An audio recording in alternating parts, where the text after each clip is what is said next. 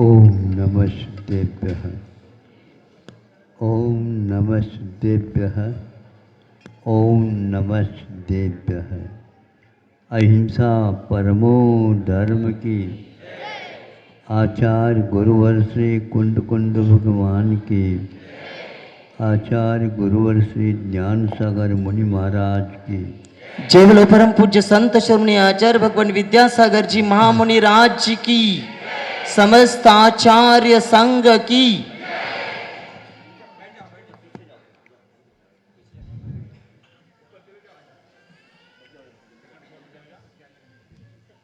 आपको ये विदित होगा अथवा सुन करके विदित होगा कि भक्त बने बिना भगवान नहीं बन सकते।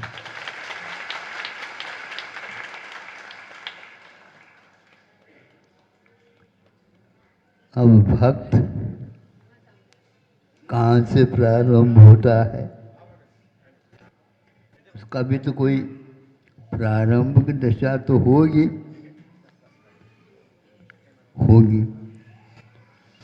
अब उसके अंतिम छूर कहाँ चला जाता है, जहाँ तक उसे भक्त बनना है।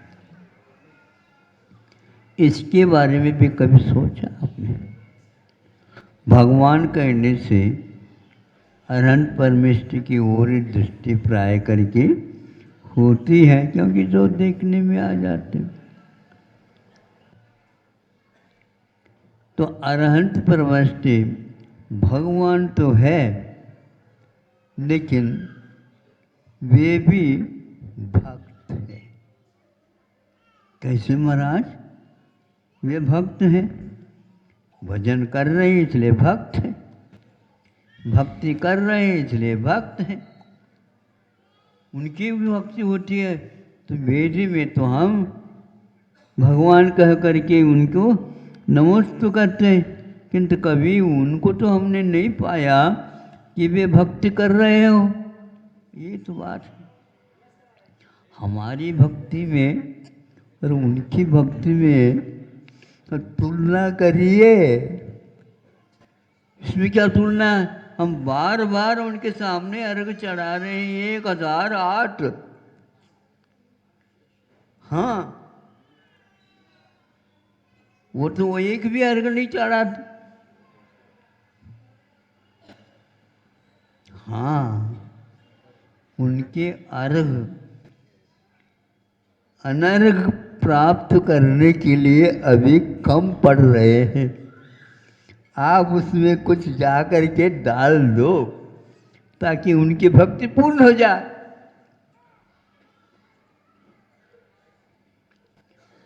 अरहंत परमेष्टि भी भक्ति करते हैं, तो आज आप लोगों को क्या हुआ है कि आप अपने आप को भक्त मान रहे हो? ये सब अविवेक पूर्ण स्वाध्याय का फल है। महाराज, हमने ये तो सुना नहीं, कुंड कुंड भगवान ने स्पष्ट लिखा है और उनको साधक कहा है, साध्य नहीं कहा है। साधक कैसे बोलते हो आप? इसलिए वे ध्यान कर रहे हैं। और ध्यान किसका किया जाता बताओ? जिन्होंने ध्यान लगाया और सिद्ध हो चुके, उसके वो ध्यान कर रहे हैं। इसलिए बार बार मैं कहा करता हूँ, किसी के पास वो अपने आप को अरबपति मान लो, हैं? गलत बात, ऐसे नहीं कर सकते आप। पहले गिन लो आपके पास अरब रुपए है क्या नहीं। तो 99 करोड़, 99 लाख, 99,000, 999, 99 रुपये और 99 पैसे, फिर भी उनको हम अरबपति नहीं मान सकते। तो उसी प्रकार अरवंत परमेष्टि भी अभी भक्त है, अच्छी ढंग से सिद्ध परमेष्टि की आरती उतारे महाराज, क्योंकि पहले ही संकल्प में पंचमुष्टि नोच करते समय नमः सिद्धेभ्य, हमारे मुख में तो नमो अरिहंता नमो निकलता, तो वो कभी भी नहीं, नमः सिद्धेभ्य है। सिद्ध परमेश्वर को तो हम देख नहीं सकते, अरहंत परमेष्टि आज वेदी में बैठे हैं, वो भी नहीं देख पा रहे, और आप कह रहे हैं हमने भी सिद्ध परमेष्टि को देखा है। स्वप्न में भी नहीं देख सकोगे, जब दिन में नहीं देखा तो स्वप्न में भी नहीं देख सकते। स्वप्न में वह प्रमाद के साथ होता है, इसलिए प्रमाद के अंतर्गत जो कोई भी पर्याय आती है वह भक्ति नहीं कर सकते, किंतु अब क्या करें, प्रमाद अवस्था में भक्ति नहीं कर पाते, वीतराग भक्ति होती है। दुनिया की कोई प्रयोजन उसके पास नहीं है, इसलिए फिर किसका ये ध्यान कर रहे हैं? अरहत परमेष्टि एक स्थान पर कुंद कुंद भगवान ने कहा है, वे अव्यावाद सुख की भक्ति कर रहे हैं। क्या कहा? अव्यावाद, संसार में तो बाधा है, अव्यावाद तब तक नहीं हो सकता। एक पाई की भी कमी है, सहन नहीं हो सकता, असह्य है, हम उसको अरबपति नहीं कर सकते।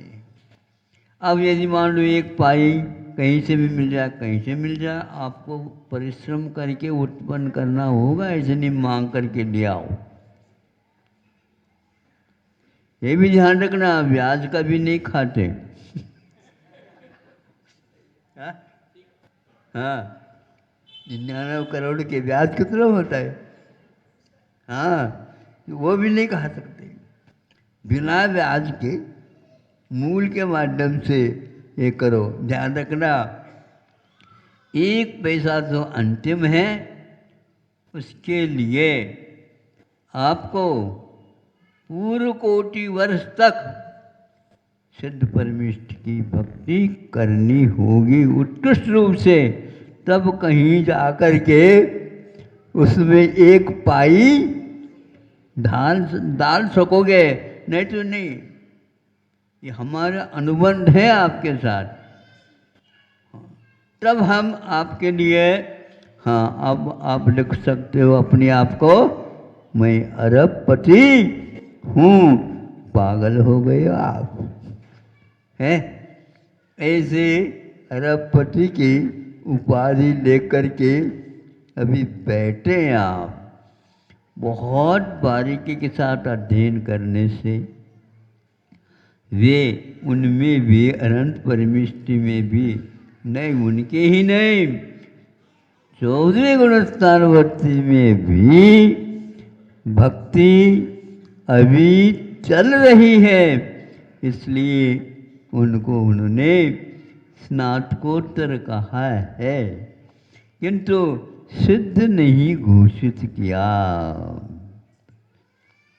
अरहंत परमेष्टि ग्रेजुएशन पूर्ण किया है और स्नातकोत्तर 14 गुणस्थानवर्ती स्नातकोत्तर हुए हैं। अंतिम क्षण में चल रहे हैं और अपने वह शोध प्रबंध पूर्ण करने में लगे हैं। अभी उनको हम सिद्ध नहीं कह सकते, उनको भक्ति की कोटि में ही रखना चाहिए। अब आपकी भक्ति की जो शुरुआत यहाँ पर है क्या नहीं ये भगवान जाने, और फिर भी आप भक्त बन बैठ गए, ऐसा नहीं मिलता। भक्त का बनने के लिए भी इन सारी सीमाओं को, सीढ़ियों को चढ़ना अनिवार्य है। इसलिए आप लोगों को अपने जो कुछ भी धर्म कार्य कर रहे हैं उसके ऊपर अभिमान नहीं करना चाहिए। और दूसरी बात यह है, भूल करके भी इस भक्ति का फल हमें यह मिले, सांसारिक कोई भी वस्तुओं की मांग के साथ आप यदि भक्ति कर रहे हैं तो आपको संसार ही मिलेगा, क्योंकि उसी में आप लोगों को अटकना पड़ रहा है। और वह अटकना बहुत खतरनाक है।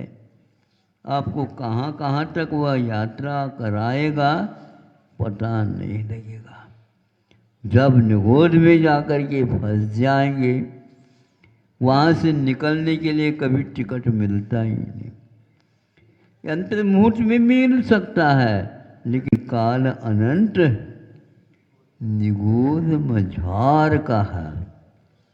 निगोद में अनंत काल तक रह करके आया, निकल करके आ गया। लेकिन यदि इसमें उन्नति नहीं करता है तो पुनः निगोद की यात्रा उसको होगी। यह नियम बांधते हैं, नहीं चाहते हुए भी उधर जाना पड़ेगा, क्योंकि समय का आपने सदुपयोग नहीं किया। इस प्रकार अतीत को देखने से लगता है इसका कोई अंत नहीं था, भविष्य की ओर भी देखते हैं इसका भी अंत है क्या नहीं है, ऐसा नहीं कह सकते, किंतु अवश्य इसमें भी बहुत मोड़ विद्यमान है। इन सब को घूम घूम करके यदि बहुत ऊंचाई तक पहुंचना है तो रास्ता दो प्रकार के होते हैं, एक सीधे ही चढ़ने के और एक घुमावदार। चढ़ता कम, घूमता ज़्यादा है। चढ़ता कम और घूमता ज़्यादा है, उसके बिना पैर उठ नहीं सकते। हमारी चाल सीधी तो है ही नहीं। जब कभी भी चौके में हम जाते हैं, जब कभी भी नहीं मतलब और वहाँ पर हम दो रास्ता पाते हैं, एक तो सीढ़ी है, दोनों तरफ से सीढ़ी है, और बीच में मोटरसाइकिल की भी सीढ़ी है। उसमें सीढ़ी नहीं रहती, नहीं समझे, वो सीढ़ी से तो चढ़ते चले जाते हैं और मोटरसाइकिल उसको यूँ चलाते वो चले जाते हैं। ऐसे है, ये चढ़ना बहुत कठिन होता है। ऐसा होता या नहीं? आपके चौके में है ऐसा? हाँ, प्राय कर जिसके यहाँ गाड़ियाँ मोटरसाइकिल साइकिल वगैरह हैं, वो इधर अपने लिए चलने के लिए सीढ़ियाँ हैं और बीच में मोटरसाइकिल को लगाते हैं, तो उसको घसीटने की कोई आवश्यकता नहीं। आप चलते जाओ, वो भी आपके साथ चल जाएगी। आपके रूटीन में भक्ति आ जाना चाहिए, किंतु ध्यान उसी पर रहे, तो वो दुनिया में कोई भी उनको इष्ट नहीं है। रथ परमेष्टि को और स्नातकोत्तर महाराज को 14 गुणस्थान वर्ती को हम स्नातकोत्तर महाराज मानते हैं और अरहंत परमेश्वर को हम स्नातक मानते हैं। बाकी सब हम नीचे के कैटेगरी में, उसमें भी कहाँ पर हमारा नंबर क्रम है ये बताना भी बहुत मुश्किल है, लेकिन कम से कम ध्यान तो रहना चाहिए कि हम किस सीढ़ी पर विद्यमान हैं। रुकिए नहीं और चलते रहिए। महाराज चलना तो आसान है, फिर चलते रहिए और ये वो और कठिन है महाराज। चलने में तो पैर कभी कभी दुख सकते हैं, चढ़ने में तो छाती दुखती है। हार्ट अटैक की ओर चला जाता है, मामला बहुत। अब बाईपास है नहीं समझे, अब बाईपास का जीवन कितना है क्या पता। धीरे धीरे चढ़ियो। सुन रहे हो कि नहीं आप लोग? हैं, सुन रहे हैं? अच्छा, कैसा लग रहा? हाँ, चढ़ना अच्छा लगता है कि चढ़ना? नहीं महाराज, हमें तो अभी ऐसा है न, चलना भी अच्छा लगता है और चढ़ना भी अच्छा लगता है, लेकिन जो दूसरे चल रहे हैं और चढ़ रहे हैं उसको देखना ही अच्छा लग रहा है। ये भी बहुत अच्छा है। कम से कम हमारा नंबर इतना तो लिखा हुआ रहेगा कि जो चल रहे हैं उसकी प्रशंसा तो कम से कम कर ही लो। जितना मिल जाए उनसे प्रेरणा मिल जाए। प्रेरणा देने से प्रेरणा मिलती है, इसमें कोई संदेह नहीं है। इस प्रकार हमें मार्ग प्रशस्त किया है अहिंसा परमो धर्म की।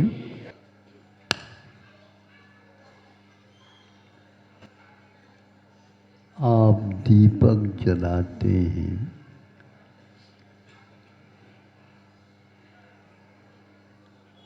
दीपक से हमें आलोक प्राप्त होता है।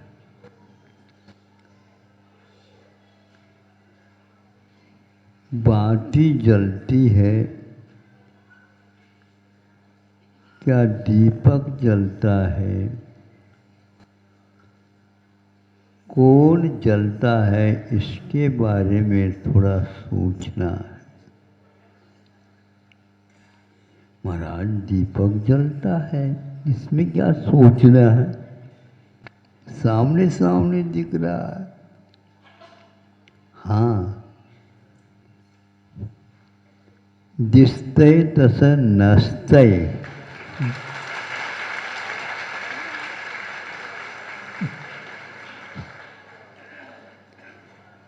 म्हणून जग फसतय।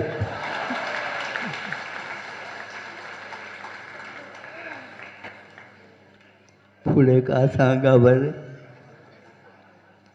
जैसा दिखता है वैसा नहीं रहता है, और इसलिए संसार सारा का सारा तो दिख रहा है उसमें रम रहा है। इसमें से कुछ छान करके खोला खोदी करके कुछ पा ले, ऐसा होता है ही नहीं। अब क्या करें? क्या जल कौन रहा है? बाती जलती है, किंतु एक दिन में जल करके समाप्त नहीं होती। तेल जलता है तो वह 1 घंटे में समाप्त हो जाता है। तेल यदि नहीं डालेंगे, बाती हो तो जलने का कोई सवाल नहीं होता। और बाती ना हो, दीपक जलता है तेल न डालो और बाटी न रखो। फिर वो खोका लेकर के क्या करना? उसमें कहीं आलोक रखा है? नहीं। और ये ध्यान मान लो, ये तीनों मिल भी गए, आलोक का लाभ फिर भी नहीं होता, क्योंकि तेल जल रहा है, बाटी भी जल रही है और दीपक जल रहा है। और यदि हमारी आंखें नहीं जलती हैं तो प्रकाश हमें प्राप्त नहीं होता। इसलिए अपनी आंखें खोलो। यदि नहीं खुलती है तो दूसरे से खुलवाओ।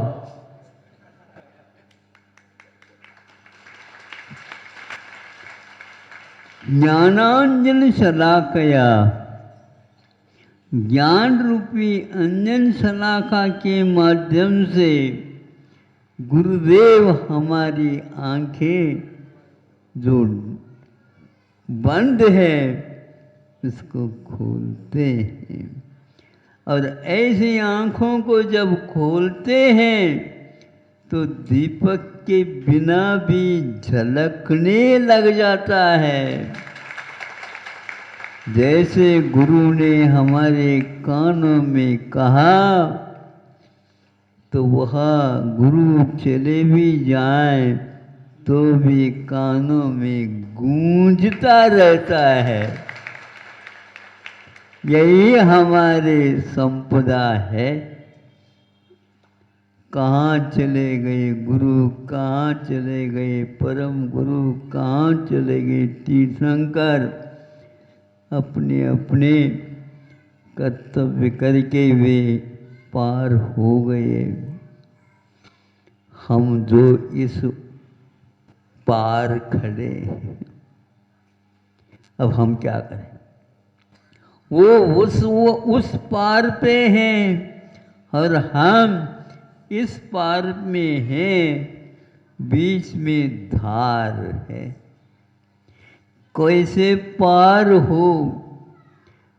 पार करना होगा। उस पार में जो खड़े हैं उनको आप याद करो, अपने आप ही धार से पार हो जाओगे। इस धार को पार करने के लिए उन्होंने दो आंखें हम लोगों की खोली है। उनके आंखों को वो खोल करके अपने प्रकाश पा गए। उनका प्रकाश हमारे काम में नहीं आएगा, हमारी आंखें खुलेगी। इसलिए काव्य ख्यातिकारों ने, कन्नड़ की ख्याति याद आ रही है, काव्य ख्याति मुक्कन्न, मुक्कन्न ಮೂರು ಕಣ್ಣುಗಳು ಯಾರವಿದ್ದಿರುತ್ತವೆ ಅವರಿಗೆ ಮುಕ್ಕಣ್ಣು ಅನ್ನುತ್ತಾರೆ.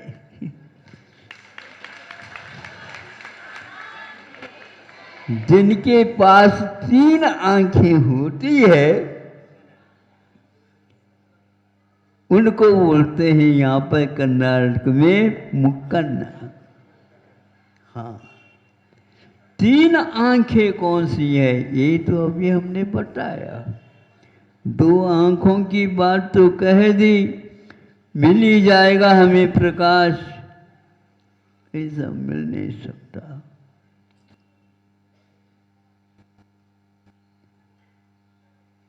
काश अवकाश आकाश न देता, हम कहाँ होते।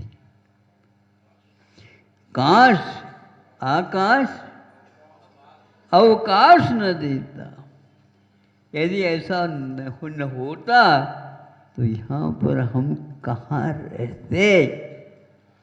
इसलिए महत आकाश कहा गया। आकाश को महान अनंत प्रदेश वाला माना है। सबके पास अनंत नहीं, किंतु सबके पास असंख्यात तो प्रदेश हैं। अनंत प्रकाश वाला आकाश है, लेकिन आकाश अपने आप को नहीं देख सकता। ऐसे आकाश को भी जानने वाले, देखने वाले ज्ञाता दृष्टा परमात्मा स्वरूप हमारे भीतर बैठे हैं। हम उन आँखों के माध्यम से उसको देखने का प्रयास करें। नहीं है कहूँ सुख संसार में, सब जग देखो और छानियो।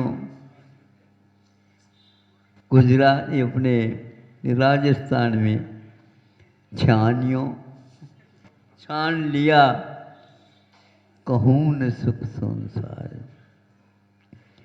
ये आलोक क्या है, यह भी हम लोगों के प्रकाश में व्यवहार से कारण निमित्त है। किंतु सारे निमित्त एकत्रित होने के उपरांत भी हमारे पास देखने की जो क्षमता है, रात में भी देख सकता है। आप बैठे बैठे अपने आँखों को बंद कर लो, कोई बात नहीं, फिर भी आप है क्या नहीं पूछना चाहते हैं कि सपीछा से हम बैठे हैं ये दिख रहा। यदि मान लो पैरों में झुनझुनी आ गई, ये मालूम नहीं पड़ता कि हम बैठे हैं कि क्या है। फिर इसके उपरांत नाक में से कोई गंध नहीं आ रही है, कानों से कुछ सुनने में नहीं मिल रहा है। अब रहा कौन सा, जुआ भी गायब हो गई। हाँ, अब कुछ भी नहीं हो गया, कुछ भी नहीं रहा। फिर भी हमारे पास संवेदन का जो स्वाद आता है वह तो आता है, तो दिन में नहीं वह रात में भी आता है।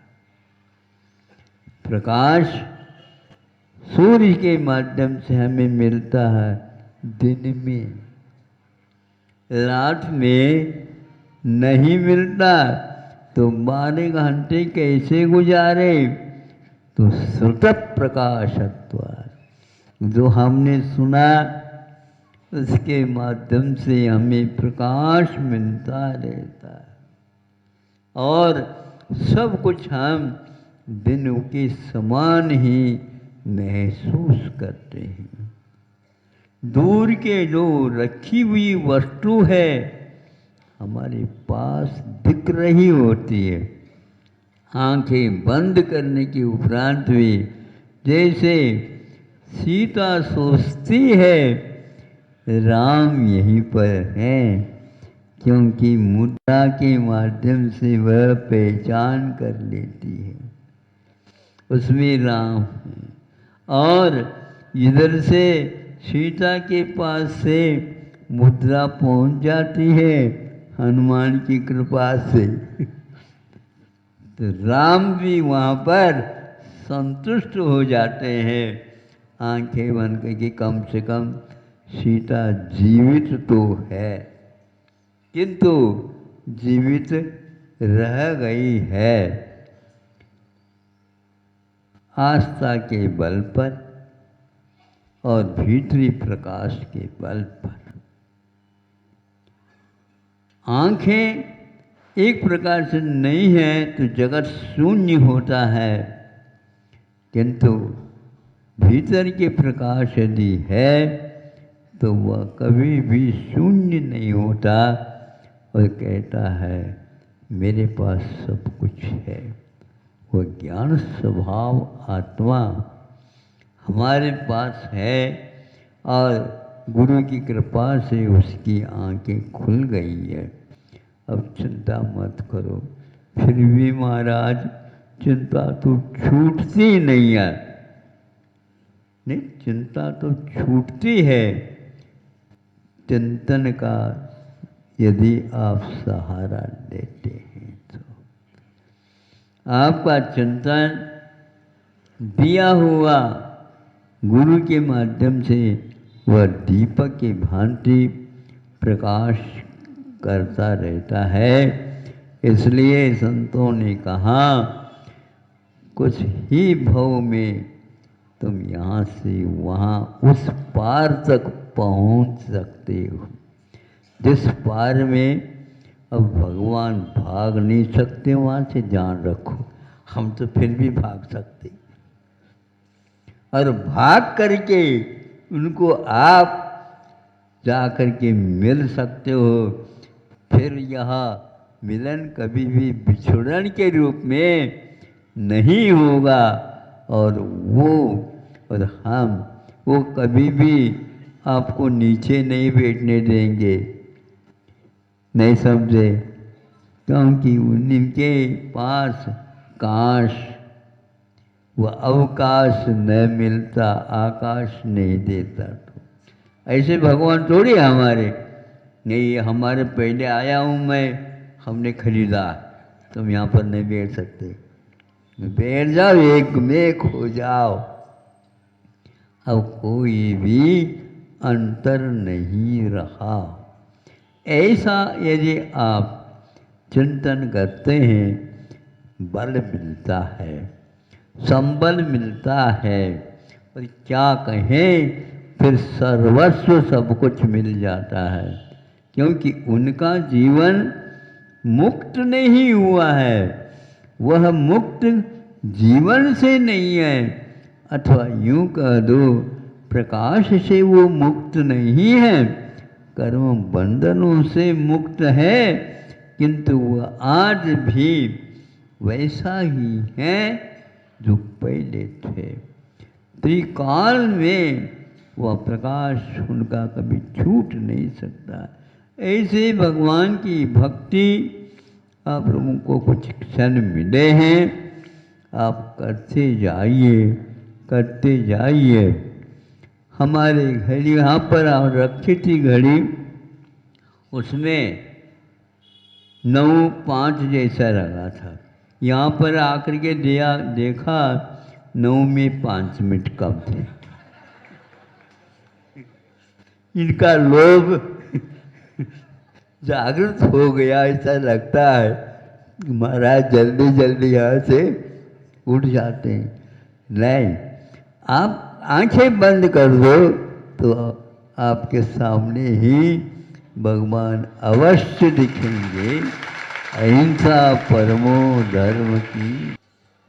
बारिश के बाद तेरस, एक वर्ष में कितनी बार आते हैं क्या पता, लेकिन जरतृण मेवा भवत, जिन्हें 84 लाख हाथी, 18 करोड़ घोड़े, उतने रथ, आदि आदि उपलब्ध 9 निधियाँ, 14 रत्न और 96,000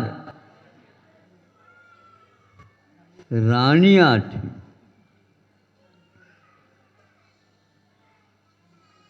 कहाँ रखते हैं ये? हैं? ये कहाँ रखते हैं? और ये है क्या नहीं, इसके लिए ताला कहाँ से लगाते, और चाबी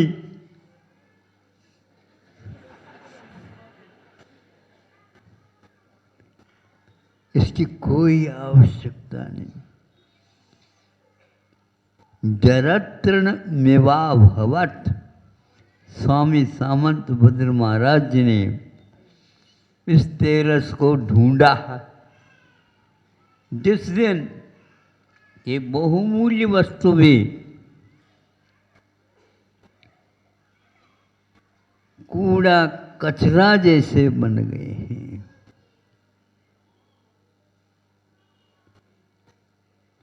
कचरा तो बनो,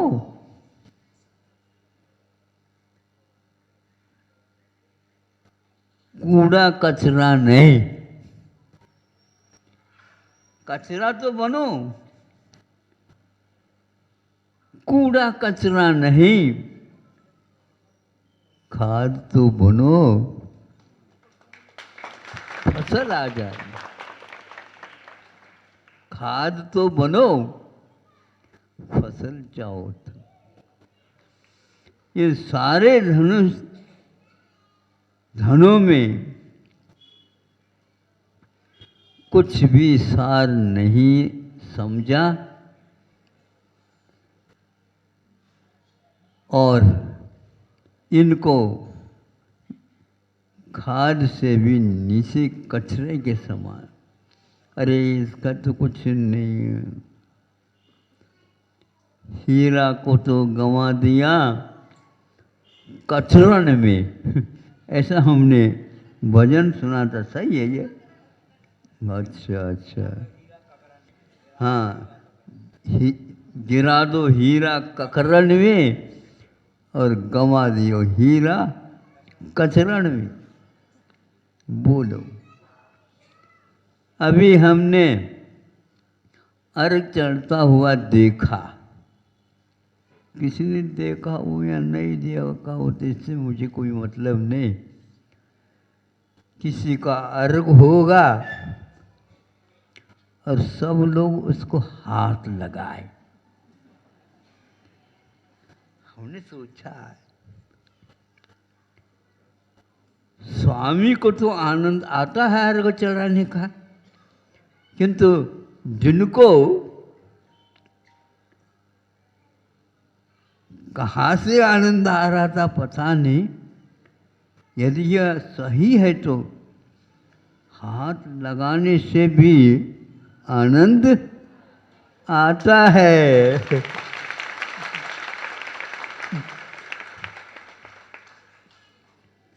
तो चढ़ा रहा है, साक्षात उस थाली को हाथ लगे या न लगे, लाइन ब्रह्मचारियों की लंबी चौड़ी थी और एक दूसरे के हाथ लगाते जा रहे हैं। हाँ, अब ये चढ़ा दिया और उन्होंने कहा कि यह हमारा अर्घ चढ़ रहा है। ऐसे मान ले तो बहुत सस्ता हो जाएगा, लेकिन होता नहीं है ये। इसमें अहंकार बुद्धि आए बिना नहीं रहती। इन सब को उन लोगों ने जरत्रण जीर्ण शीर्ण तिनके की भांति दृष्टि में लाए, स्वप्न में नहीं। और यह यदि दृष्टि में आ गई, उसकी सम्यक दृष्टि सार्थक हो गई। इसको वीतराग सम्यक दर्शन बोलते। प्रत्येक तीर्थंकरों को यहाँ की अपेक्षा से एक दिन वह घड़ी आती है तो यह जरत्र तृणभवत, ये जो कहा है स्वामी समर्थभद्र ने, शांति कुंतु अरह, भगवान जो तीनों चक्रवर्ती थे, तीनों कामदेव थे और तीनों तीर्थंकर थे,